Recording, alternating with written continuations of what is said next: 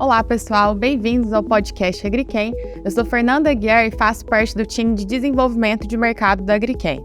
Hoje a gente está aqui com dois super convidados, que vai tratar de um tema super importante e polêmico, que é como produzir mais sem aumentar a quantidade de fertilizantes, né? Será que tem como fazer isso? E para conduzir aqui junto comigo esse episódio, nós temos Felipe Pozan e Bruno Capellani. Gostaria de agradecer muito a presença deles, né, e a oportunidade aqui desse bate-papo. E gostaria que vocês se apresentassem e falassem um pouco de qual é a função de vocês hoje na empresa, né, e como vocês chegaram até aqui. Olá, Fer. Obrigado pela oportunidade de fazer esse bate-papo com você. Mesmo que virtual aí. Obrigado, Capellani, por dividir, né, esse bate-papo aqui conosco. E me chamo Felipe Pozan, né, sou engenheiro agrônomo com mestrado em produção vegetal. Venho de uma carreira técnica dentro da própria Agriquem, né, de mais de 13 anos na área técnica e mais recentemente estou liderando a área de negócios nutricionais para a América Latina. É um prazer aqui falar um pouquinho, reviver um pouquinho mais nessa parte técnica sobre solos e um tema provocativo já, né? Você começou bem, Fer. Começou bem. Obrigada, Felipe. Vamos lá, Bruno? Bom, eu sou o Bruno Capellani dos Santos, sou agrônomo de desenvolvimento de mercado na Agriquem e fico na região de Palmas, fazendo aí 6 estados, né? O norte do Goiás, Tocantins, Bahia, Piauí, Maranhão e o Pará. E quero agradecer também pelo convite, ainda que online, estar participando aí, tentando ajudar a agregar um pouco de conhecimento aí nessas plataformas. Com certeza, Bruno. Obrigada pela participação. Pessoal, os agricultores, né, e os profissionais do agro que nos ouvem nesse momento, eles sabem o quão expressiva é a participação dos fertilizantes no custo de produção e eles vivem isso todos os dias, né? Qual é a expressividade, né, para a gente tratar aqui dentro de diversos cultivos aqui desse fertilizante dentro do custo de produção? Bem, acho que nós temos aí neste último ano, a última safra, né, um momento bastante sensível, onde é tocado, seja por aumento dos custos mais recentes, pela capacidade de abastecimento, né, que a gente viveu nesses últimos anos, seja pela elevação dos custos, que acabam impactando, obviamente, uma parte muito sensível, né, de nós agricultores, né, a parte do manejo. Então, e sendo a fertilidade, né, um dos grandes componentes. Então, não deveríamos estar sensibilizados apenas a este momento, né, embora a nutrição ela já perfaz aí 40%, em torno de 40%, claro, Sim. Tem variações dependendo das culturas, né, seja um cereal, uma cultura perene, seja um HF, mas é uma fatia representativa do custo de produção, em que já deveríamos, independente dos anos mais sensíveis de altas, faltas ou não, estar olhando com carinho, com mais precisão, com mais detalhes, né, essa parte de manejo. E imagino que lá em Palmas não seja muito diferente, né, Bruno? Exatamente, e com o advento da guerra, né, que teve e está acontecendo, ficou muito mais complicada a logística e disponibilidade dos adubos, né, então é a lei da oferta e da demanda. Eu busquei hoje, inclusive, para trazer no podcast, né, um dado da Forbes, que o custo do adubo da soja subiu 60% em relação à safra passada, e o custo do milho, primeira safra, 85%. Então, como nós vamos produzir mais, gastando um valor que seja rentável, né, que seja maior, que tenha mais lucro do que o custo da produção? Para isso, a gente precisa pensar, o manejo que a gente adota é o mesmo de 20 anos atrás? Eu uso somente, né, o produtor só usa NPK como uma fonte, falo das principais culturas como grão, soja, milho, feijão. Então, é importante a gente discorrer esses assuntos aqui, Felipe e Fernanda, para ver quais os gaps, né, e o que a gente pode aproveitar, qual o ensinamento que a gente pode ter com essa alta de fertilizantes. Será que utilizar mais fertilizantes sem conhecer a necessidade da cultura e o que há disponível no solo, será que isso significa produzir mais? Ou a gente está desperdiçando um dinheiro? Antes, com um preço mais razoável, dava para errar. Agora a margem de erro está muito baixa. Sim, o cenário mudou completamente, né? E aí, pensando assim, já que é tão expressivo o peso da fertilidade dentro dos fertilizantes, dentro do custo de produção, ele deve ser pensado, essa recomendação, em cada detalhe. Imagino que vocês concordem comigo também, né? E aí tem uma definição muito legal, que é o manejo 4Cs, né? Que vem sendo bastante falado atualmente. Eu queria que vocês explicassem para o pessoal que nos ouve o que é esse manejo e como que a gente pode aplicar ele na prática. Bacana, Bruno. Começamos por aqui, Brunão, e a gente vai, né, compondo, acho que esse raciocínio, né, coletivo, essa mesa redonda. Eu acho que o conceito dos 4Cs, né, ele é bastante simples. O grande desafio do conceito, obviamente, está em aplicá-lo. Está em trazer os entendimentos, as interpretações desse ambiente que para a nutrição lhe é desfavorável. Em que sentido eu chamo de desfavorável? Ele é um ambiente não visível aos olhos. Ele é um ambiente em que nós temos que ali buscar o entendimento de um solo, que não obviamente fala, claro, mas tem suas formas de conversar com ele, é claro, mas enfim, buscar esse entendimento. Então tem ali naquele solo 17 nutrientes essenciais que se relacionam, outros que a gente precisa manejar, além dos essenciais, como um alumínio, por exemplo. Podemos tratar de alguns benéficos também nesse manejo, mas ele compõe aí o entendimento, né, da fonte, que é um dos primeiros 4Cs aí. Então, a fonte, né, ou o que fazer, né, qual nutriente fazer, parece ser aí o primeiro primordial ponto que conceitualmente é simples, mas na prática, né, nos torna aí desafiador. Nosso paciente ele não fala, né, e a gente precisa, mais uma vez aqui. Exato, ainda puxando o ponto dos Cs, né, entender não só qual é o nutriente, né, mas a quantidade que está ali naquela reserva de solo, né.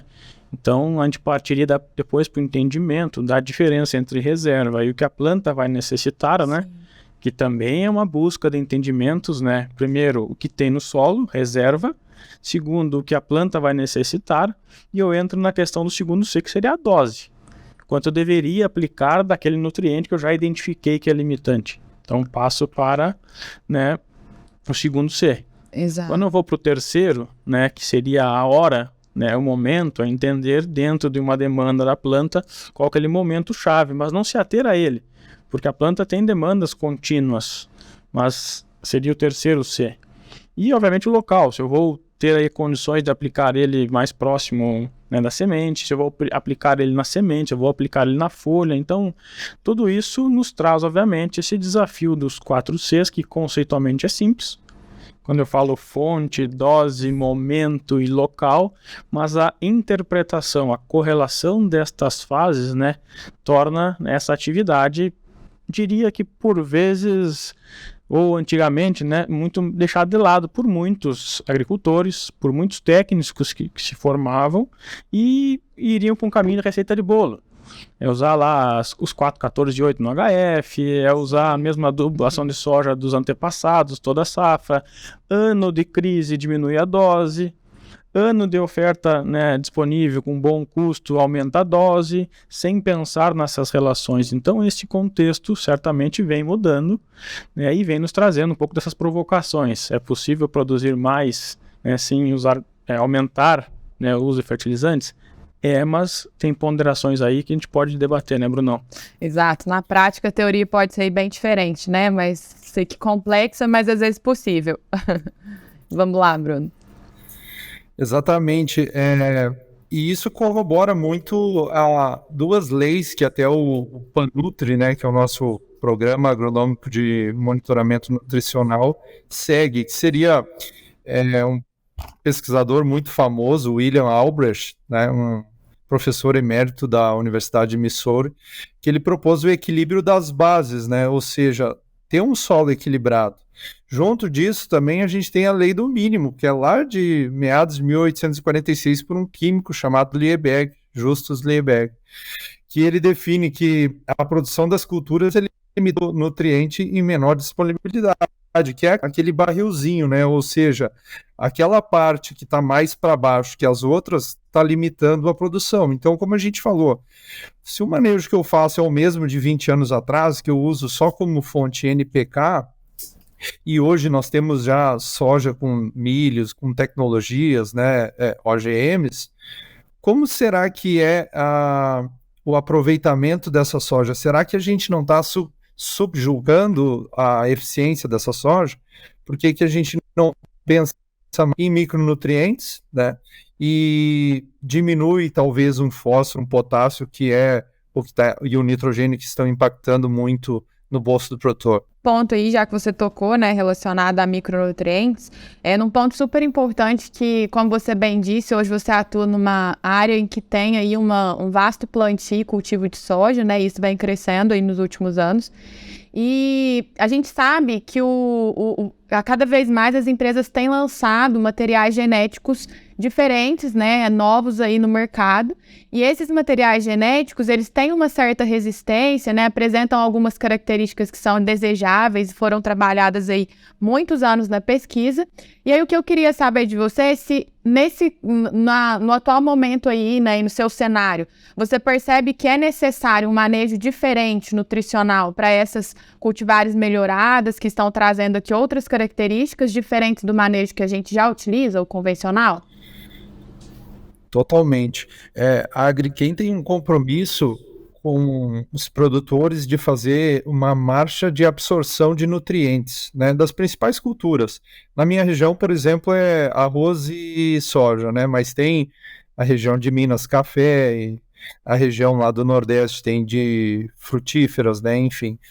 E o que a gente estuda com isso, né, que a quantidade de nutrientes que a soja exporta para o grão, né, e ela extrai do solo, ela varia muito, né, de acordo com a variedade, né, mas também varia muito com o tipo de tecnologia, se ela é uma soja RR, se ela é uma intacta. Aí, com base nesses dados, nós começamos a levantar uma bandeira.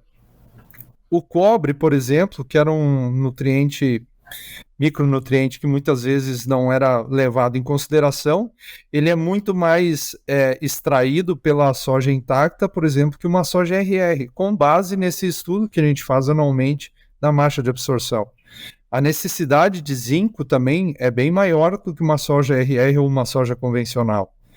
Então, nesses pequenos detalhes, eu já estou limitando a produtividade. E com base nisso, eu tenho um material que ele fornece uma boa produtividade, né? Só que eu tenho também que pagar royalties pela tecnologia. É vamos dizer, mais tecnológico, e o melhoramento, ele parte do princípio que o produtor já está adotando práticas mais modernas também. Não é aquele mesmo pensamento de uma soja de 10 anos atrás. É legal, e por si só, né, a definição de micronutrientes, ela já é pejorativa, né, ao nutriente, né, por pensar que ele é micro, que ele é pouco, mas ele é muito sensível, né, a essa dinâmica de solo. Então, por vezes, nós temos alguns conceitos de junto à linha de plantio, aumentar fósforo, né, junto à linha. E existem as inter-relações a este microambiente sulco de semeadura, a esse ambiente inicial, né, dessa rizosfera, que vai estar muito ali suscetível a um fósforo interligar com o zinco e indisponibilizar esse zinco. Então a gente acaba às vezes, né, se pegando ao micronutriente, né, mas esses estudos, essas formas de tentar entender um pouco mais das plantas, do comportamento dos nutrientes, da distribuição, trazem informações ricas, como essa que o Capellan divide conosco. Exato. E aí a gente pode, né, concluir que se talvez a planta ela está entregando ali uma característica desejada, uma produtividade maior, provavelmente ela está explorando muito mais esse micronutriente, né, para algumas funções ali, e a gente precisa levar esse micronutriente em quantidades diferentes aí para a planta. Você sabe que e tem uma parte importante também, que os micronutrientes acabam fazendo muito a parte da coordenação de todas as atividades dos processos metabólicos na planta. Essa parte de sinalização, bem lembrado, Fer, tem uma relação muito forte também dos ciclos dos materiais, que se tornam cada vez mais curtos, né? O quanto eu estou atento a, por exemplo, o nitrogênio. Nitrogênio, a turma gosta de falar nitrogênio, né? Então, se a planta terá condições, né, em menos dias do seu ciclo de acumular a máxima capacidade que uma soja, por exemplo, consegue. Então, acho que essa dinâmica, né, esse entendimento das plantas, né, nos trazem aqui esse pensamento de que precisamos fazer, né, diferente. E, né, principalmente, o período vegetativo. Né, vegetativo, onde os micronutrientes podem coordenar toda essa etapa, né, tem um peso crucial no teto produtivo, na construção, né, desse estabelecimento, né, dessa capacidade da planta em produzir. Então, sem micronutriente coordenando esse processo, né? E aí identificado, né, como Capelani destaca cobre, manganês nas intactas, um zinco numa RR, pensar num nitrogênio num ciclo mais curto, equilibrar um fósforo, não né, concentrar tanto assim, né, ali. Então esses manejos nos trazem, né, maneiras mais eficientes de produzir. Sim, sim. Por vezes economizando, por vezes, obviamente, investindo. Então tem um pouco desse balanço. Certo, e eu agradeço, Bruno, por citar aí, né, a questão de marcha de extração, e já quero lembrar o pessoal aí que nos ouve e nos vê, né, também que o Panutri-Solo e o Panutri-Folha, ele está sendo sempre atualizado, né, por essas marchas de extração, então, relativo aos novos materiais, a gente está sempre atualizando para que possa levar aí recomendações cada vez mais assertivas, baseadas aí na nossa plataforma. Obrigada, Bruno. E aí, pessoal, a gente vê sempre, mesmo que o produtor, né, um produtor ainda que talvez não utilize a ferramenta Panutri, ele utiliza uma ferramenta aí de manejo convencional, faz o cálculo ali da adubação, né, comum, e aí sem ali prestar atenção no que aquele cultivo está realmente precisando, baseado talvez numa extração, numa exportação, e aí ele não consegue, mesmo levando fertilizantes, ele não consegue atingir uma produtividade esperada. Né? O que a gente pode falar para esse produtor? O que pode estar acontecendo nesse cultivo? Vocês podem me ajudar? Essa é uma pergunta boa, né, Bruno? Não, né, Fer? Eu acho que sim, isso é factível. O Panutri nasce disso, né? Em meados de 2004, né? E nós falamos um pouquinho sobre os caminhos de desenvolvimento de tecnologia na Agrichem, e foi mencionado isso aqui, né? Ele nasce um pouco do campo, né, para a indústria e da indústria para o campo. Então, nessa relação, né, muitos técnicos da Agrichem se deparavam com esse cenário. Tínhamos lá uma adubação, não diria exacerbada, né, mas tínhamos uma adubação historicamente alta frente aos padrões, mas as plantas manifestavam deficiência ainda. Então, era uma relação de entender aquela capacidade nossa, que nós estávamos abastecendo aquele solo, aquela reserva, né, tinha uma questão de disponibilidade. Esse era o primeiro ponto. Tudo aquilo que a gente coloca dentro daquele ambiente, daquele universo, né, complexo de fato, né, se estava realmente disponível. Passível de muita reação, né? Exato. Então, acho que esse ponto de entender do quanto que se aplica, né, está disponível às plantas. E um pouco desse desafio lá em meados de 2004, como eu falei, nos levou à provocação de pensar diferente. De pensar em analisar as variedades, de pensar em analisar formas de interpretar, né, os nutrientes ao solo diferentemente do que já se fazia. Percebe-se aí que vem uma recomendação bem personalizada, né, Bruno? Exatamente, e além disso, é um trabalho gratuito que a Agrichem faz, né, de assistência, porque a Agrichem não vende calcário de adubos em grãos, né? E também ela não vende produtos assim sem saber o que vai ser necessário, né, utilizar. Então, eu faço um exemplo aqui um pouco simples, né, mas quando a gente machuca alguma parte do corpo, pode ser que quebrou um braço, alguma coisa, vai no médico, o médico pede para fazer um raio-x, ele não vai adivinhar se quebrou ou só se trincou. É a mesma coisa com o uso do Panutri, né? A gente vê uma lavoura, um talhão, e a gente tem que classificar aquilo como um ambiente de produção. Tratar a fazenda com vários talhões, cada ambiente de produção. Eu vou ter um talhão que vai ter um solo arenoso, um solo siltoso, e o Panutri ele consegue fazer todo esse monitoramento, né, da propriedade da pessoa, pode cadastrar mais fazendas, pode cadastrar mais talhão, e consegue ter um histórico, né, desse talhão das análises. Então, qual a vantagem? Eu tenho um histórico de dados e eu posso ver a evolução que eu tive, né, tanto de produtividade como de fertilidade. Um fato que eu gostaria também de apresentar aqui se a gente pensar hoje, qual o adubo mais barato que nós temos disponível hoje no Brasil, que não precisa importar de lugar nenhum? Foi muito enfatizado nesse ano aí em Uberlândia no simpósio de altas produtividades, né, que é o calcário. É algo que a gente vem falando e muitos professores falam há vários e vários anos e mesmo assim muitas vezes não é usado. Hoje a tonelada de calcário pode variar de 220 a 350 reais, dependendo da região. Mas por que isso é tão importante? Porque ele regula o pH do solo, ou seja, se eu tenho um pH ácido com solo no pH 5, eu tenho 50% só do nitrogênio disponível. 32% do fósforo e 35% do potássio. Então, não é mais barato, em vez de eu aumentar a quantidade de fósforo, que está muito mais caro, de potássio, eu conseguir fazer uma boa correção nesse solo, neutralizar o alumínio, sabe? São alguns detalhes pequenos, né, que a gente consegue ainda ajustar com um custo mais baixo do que adubar mais, né? E isso o Panutri tem como um mantra, né? Foi, vamos dizer, o que começou. Fazer uma boa potassagem, uma boa calagem de sojo do solo, uma boa fosfatagem. Então, eu acho que esse é o princípio, sabe? Saturar o solo daquilo que ele necessita para, por assim dizer, matar a fome dele, para depois a gente pensar, quanto que essa planta vai exportar para o grão, quanto que ela vai extrair do solo. Saturar de forma equilibrada, né, dentro dos princípios, e aí sim criar esse ambiente menos reativo, ou a mais disposição possível dos nutrientes que ali a gente vai manejar, né? Muito bom. E como, pessoal, é uma recomendação assim bem personalizada, né, até pelo tudo que o Bruno pontuou aqui, a gente imagina aí que o público ele deve estar pensando que isso pode ter ali, qual que seria a diferença de coleta, né? A mesma forma que a gente coleta para uma análise química convencional. Como que funciona essa plataforma, né? Como que a gente pode ter acesso?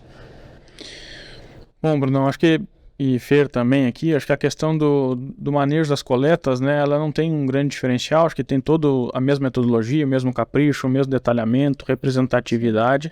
É claro que tem uma exigência de um volume de amostra um pouco acima, né, do convencional, estamos falando de no mínimo 800 gramas de solo por amostra, porque a partir dessa a gente vai executar uma segunda amostra não convencional, a segunda análise não convencional.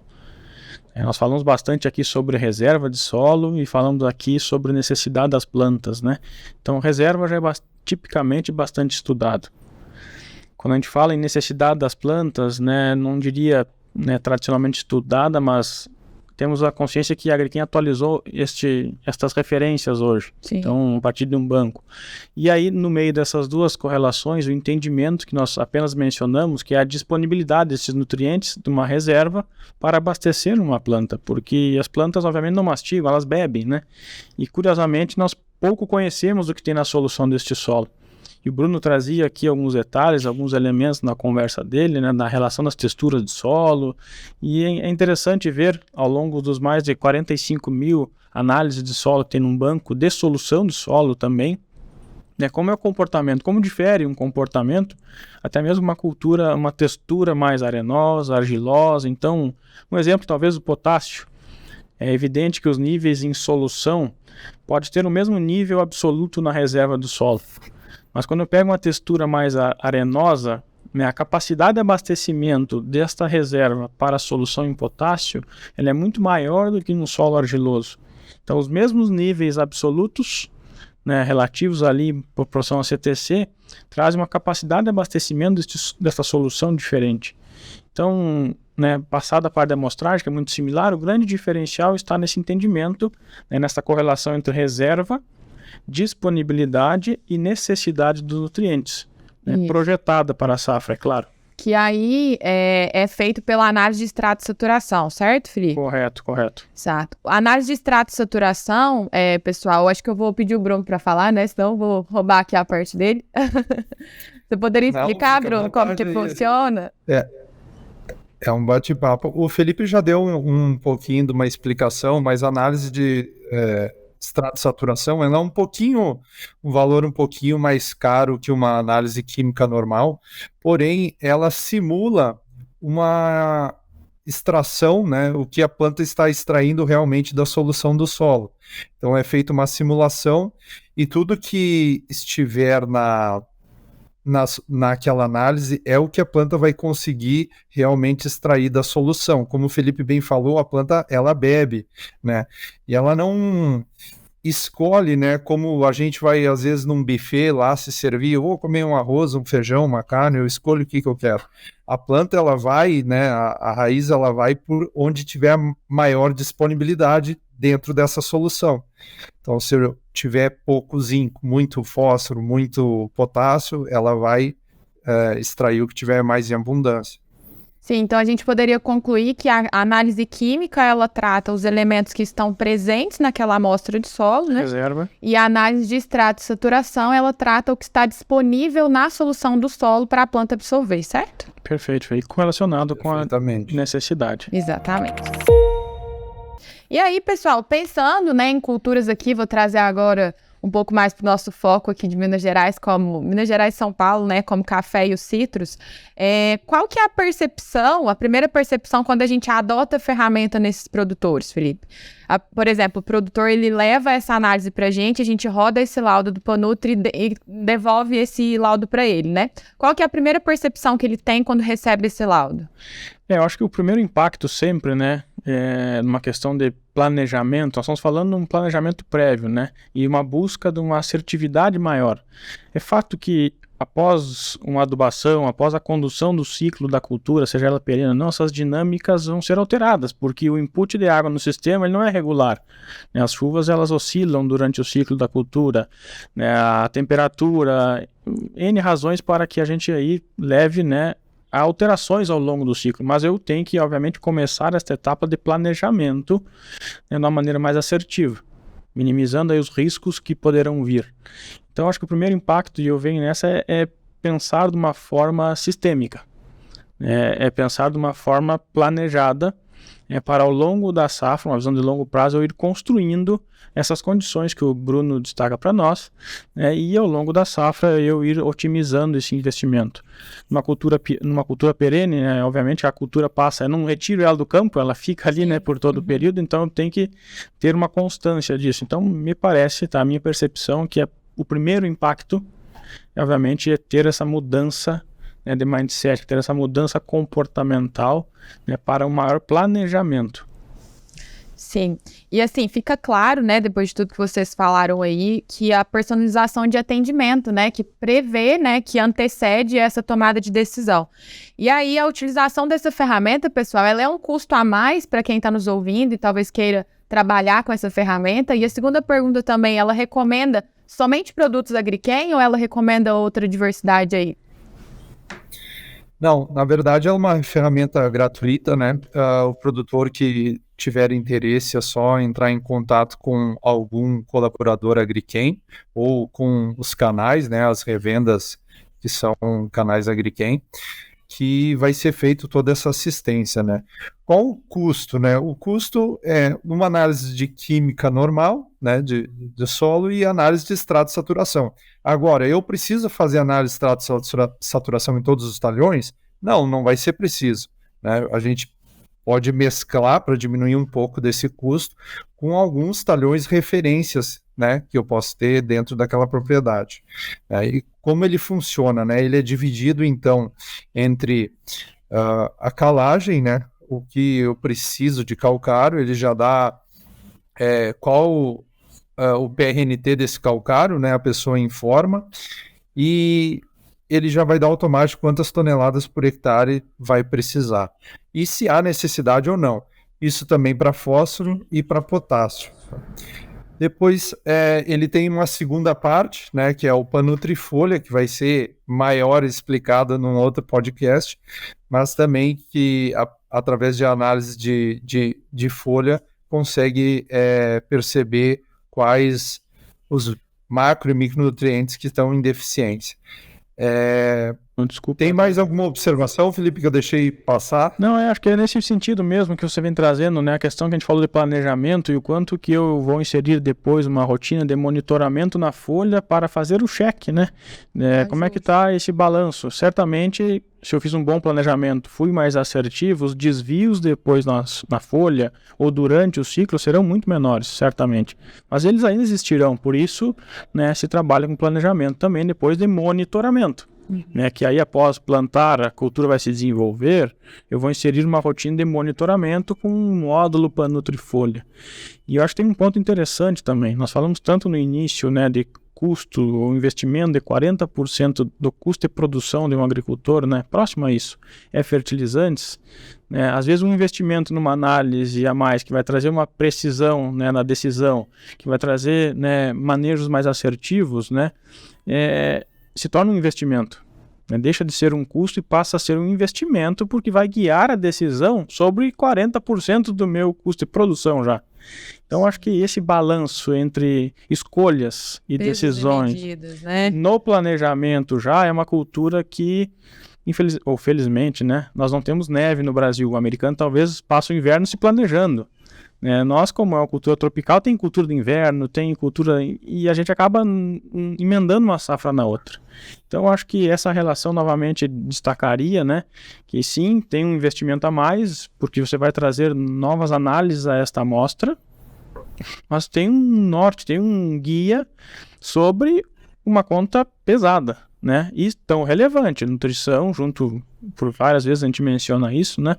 Nutrição junto com a genética é o promotor, é o combustível e a potência da máquina para gerar grãos. Então, sendo assertivo no investimento, eu gerei assertividade, obviamente eu gerei rentabilidade, porque com o investimento certo, a planta expressou produtividade, eu gerei aqui a minha margem, eu verticalizei minha produção.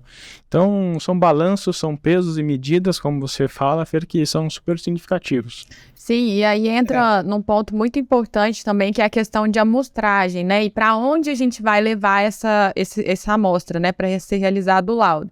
No caso, a Agrichem, ela não trabalha, para quem está nos ouvindo aí, né? Indicando exigindo, né, que seja realizado naquele laboratório, nem análise de folha, nem análise de solo, mas a gente preconiza, né, que seja um laboratório de confiança, né, que ele traga ali para a gente realmente a realidade daquela amostra, né, da mesma forma que quando a gente vai a realizar ali um check-up, a gente tenta ir, né, visitar laboratórios que a gente tenha confiança. Então, dessa mesma forma, a gente também preconiza aí receber laudos também que tenham confiança para que esse laudo de Panutri ele seja gerado e represente ali a realidade da amostra. Até certo? porque não é uma amostra convencional, né, Fer? É uma Sim. amostra, obviamente, não é uma metodologia inventada pela Agrichem, né? É uma metodologia que já existia na literatura, né, no passado, para se detectar metais pesados, né? A Embrapa utilizava muito, e alguns laboratórios parceiros e de confiança, né, têm em sua rotina esse tipo de análise. Então, permitindo nós explorar mais esse entendimento do solo,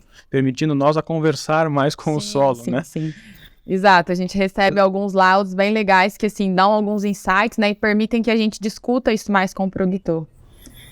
Exatamente, e a mensagem que eu queria trazer, né, também do Panutri, o resumo dele, ele busca o equilíbrio do solo, né, não tentar explorar mais, tentar se beneficiar de algum produto, de alguma linha específica. A pergunta da Fernanda, ele só recomenda produtos Agrichem? Não.